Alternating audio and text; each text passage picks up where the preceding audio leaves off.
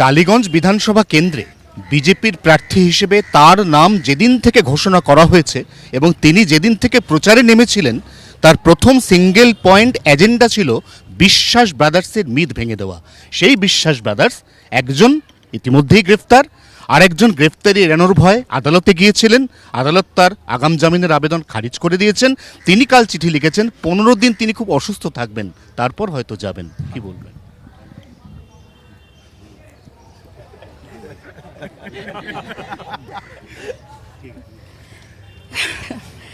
ঠিক আছে, যে মনে করেন যে আগামী 15 দিন আমি অসুস্থ থাকব, আপনারা কেউ মনে করেন যে আমি আগামী 15 দিনই অসুস্থ থাকব?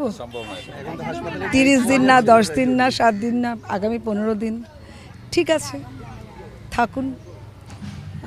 এটা খুব মানে দুঃখজনক ঘটনা। আমাদের টালিগঞ্জে যারা কাজ করেন তাদের গ্রেপ্তার করা হচ্ছে, তাদের জেলে যেতে হচ্ছে, এটা খুব দুঃখজনক ঘটনা। দেখুন, আমি টালিগঞ্জের বিধায়িকা। টালিগঞ্জে সবার দায়িত্ব সবাইকে ভালো রাখা এবং ঠিক মতো কাজ করা।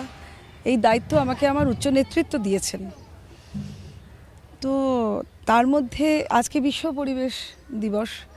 তো বিশ্ব পরিবেশ দিবসে আমরা বৃক্ষরোপণ করছি যাতে করে আমরা অক্সিজেনেটেড হতে পারি, যাতে করে পরিবেশটা নির্মল হতে পারে। কিন্তু যদি বিষবৃক্ষ রোপণ হয়, গত 15 বছর ধরে যে বিষবৃক্ষ রোপিত হয়েছে তাতে অক্সিজেনটা পাইনি। আমাদের অনেক কান্না, অনেক অশ্রু, অনেক বঞ্চনা, অনেক সিন্ডিকেট, অনেক তোলাবাজি, অনেক পার্সেন্টেজ মেকিং, কাটমানি, এই সবগুলো হয়েছে। তাই এগুলো প্রপার অক্সিজেন নয়। তার মানে টালিগঞ্জের আমাদের ট্রেড, আমাদের সিনেমা ট্রেডের মধ্যে, আমাদের সিরিয়াল ট্রেডের মধ্যে সেই প্রপার অক্সিজেনেটেড হয়নি। অভিযোগটাতে গ্রেফতার করা হয়েছে স্বরূপ বিশ্বাসকে, ভয়ঙ্কর অভিযোগ। তিনি একজন হেয়ার ড্রেসার, তাকে প্রথমত কাজের বিনিময়ে কম্প্রোমাইজ করার জন্য জোর দিচ্ছেন, তারপর তাতে রাজি না হওয়াতে তিনি তার সম্ভ্রম ধারণ করে রাখার ফলে তাকে আগ্নেয়াস্ত্র দেখিয়ে ভয় দেখানো হচ্ছে। হ্যাঁ, সে এসেছিল, ওর মতো আরও অনেকেই এসেছিল। আমার কাছে প্রচুর অভিযোগপত্র আছে, অনেক অভিযোগপত্র আছে। মানে কেউ 10 বছর বসিয়ে রেখেছে, কাউকে 15 বছর বসিয়ে রেখেছে, কাউকে মানে 250 জন আর্ট সেটিংয়ের লোক এসেছিলো বাঁকুড়া, বীরভূম, পুরুলিয়া থেকে। তাদের থেকে 40,000 টাকা করে পার কার্ড চেয়েছে, তারা দিয়েওছে, তারা কাজও পায়নি, তারা কার্ডও পায়নি, তারা মনের দুঃখে চলে গেছে। হয়তো তারা কখনো এই টাকাটা রোজগার করে নেবে, কিন্তু যে বুক ভরা অবিশ্বাস নিয়ে তারা গেল, সেটা আমাদের টালিগঞ্জের পক্ষে ভালো না। এই হায়, আমরা সৃজনশীল মানুষ, আমরা ভালো ভালো কাজ করব এবং তাতে মানুষ বিনোদিত হবে, মানুষের ভালো লাগবে। সেখান থেকে শুধু অশ্রু নিয়ে চলে যাচ্ছে, শুধু হতাশা, শুধু দীর্ঘশ্বাস, শুধু এতগুলো টাকা অর্থ ব্যয়, এ তো ঠিক ছিল না। তাই সব কাজের একটা করে, যে কোনো কাজ করবে তার ফলভোগ করতে হবে, সেই ফলভোগ করছে। একটা সিন্ডিকেট, একটা ফোরাম চলছিল, আপনি সেটাকে ডিসমেন্টেল করেছেন, ভেঙেছেন, বিকল্প আর একটা বডি তৈরি করেছেন। সেই বডিকে ইতিমধ্যেই কাজ করা শুরু করে দিয়েছে, নাকি সেই বডির কাজের ক্ষেত্রেও কোনো কুণ্ঠা, দ্বিধা, ভয় কিছু কাজ করছে?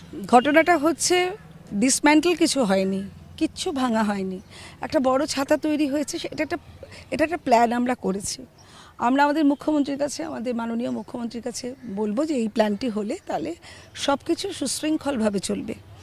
তো অনেকগুলো গিল্ড থাকলে, আমি প্রডিউসারদের সাথেও মিটিং এইটুকুন বেরিয়ে এসছে যে অনেকগুলো গিল্ড থাকলে তাদের পক্ষেও খুব অসুবিধা। কারণ একে নিতে হবেই, ওকে নিতে হবেই, একটা এটা কম্পালশন, সেইটা চলে যাওয়া উচিত। যে ডিরেক্টর যেরকম করতে চায় সেরকম, এবং ডিরেক্টররা প্রায় মানে আজ্ঞাবহ হয়ে এতদিন কাজ করছিলেন।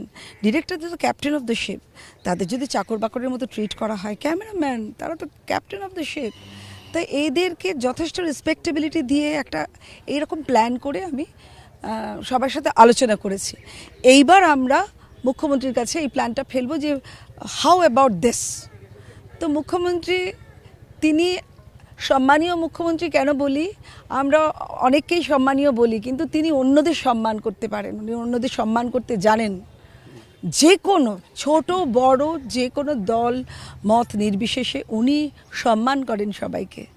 তো এইরকম একটা মানুষ আমরা পেয়েছি, আমাদের দৃপ্ত লিডার, তিনি যা বলবেন এই যা যা কিছু হয়েছে এতদিনে তার কাছে সব দেখানো হবে। প্রচুর ভুরি ভুরি অভিযোগ, এই তো এই মেয়েটির একটা অভিযোগ পথে এসেছে, কিন্তু পথে আরও অনেক যদি আসে। আমি ভেবেছিলাম ডায়লগে ঠিক হয়ে যাবে, আমার কাছে অভিযোগ এসছে, ঠিক আছে আমাদেরই তো জায়গা, বলবো ভাই এই দেখ তোদের সম্বন্ধে অনেক অনেক শয় শয় শয় শয় অভিযোগ এসেছে।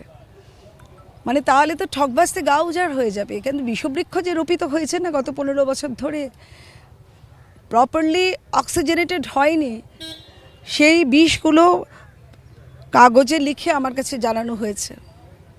আমি বাই ডিফল্ট সকলে টালিগঞ্জে সব কিছু দেখার দায়িত্ব আমাকে আমার উচ্চ নেতৃত্ব দিয়েছেন। তাই আমি দেখেছি, দেখে ভেবেছিলাম ডায়লগে বোধহয় ঠিক হয়ে যাবে। এখন দেখছি না, সংলাপে তো ঠিক হচ্ছে না। যারা এগুলো করছিলেন তারা কিন্তু করতেই থাকছেন।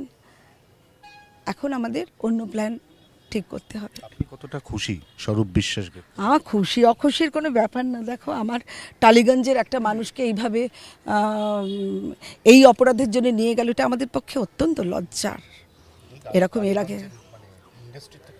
না, ইন্ডাস্ট্রি কেউ না, ওরা থাকেও না এখানে, ওরা থাকে বোধহয় ওই তারাতলায় থাকেন, ওরা তারাতলায় থাকেন, নিউ আলিপুরের পরে যে তারা। বলতে আমরা যাদের বুঝি শিল্পী, কলাকুশলী, তারকা, অভিনেতা, অভিনেত্রী, মেকআপ আর্টিস্ট, উনি এই দুজন তো তাদের মধ্যে কেউই নন।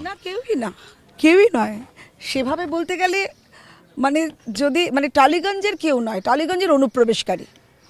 তা টালিগঞ্জে দেখো, টালিগঞ্জে সব অনেক বড় বড় পরিচালক এসেছেন, অনেক বড় বড় টেকনিশিয়ানস এসেছেন, অনেক বড় বড় অভিনেতা অভিনেত্রী এসেছেন।